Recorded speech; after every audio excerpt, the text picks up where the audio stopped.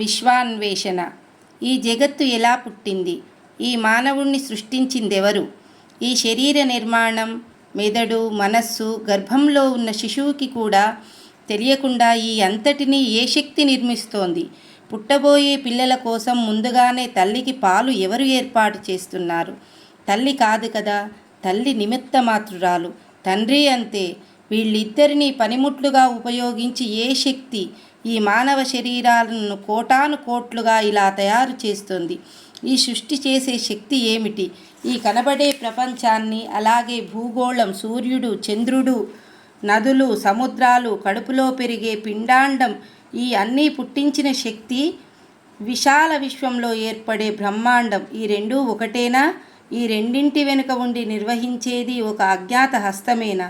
అయితే ఈ సృష్టి వెనుక దాగి ఉన్న అంతరార్థం ఏమిటి? పైకి కనిపించే ప్రకృతి వెనుకనున్న చైతన్యం అంతటా, విశ్వం వెనుక దాగి ఉన్న విశ్వ మేధస్సు ఎవరు? ఈ విశాల విశ్వాంతరాళంలో వెనుక దాగి ఏదైనా ఒక సంకల్పం ఉన్నదా? లేక పదార్థమే అన్నీ నిర్వహిస్తున్నదా? ఇది కేవలం ఒక పెద్ద శక్తి మాత్రమేనా?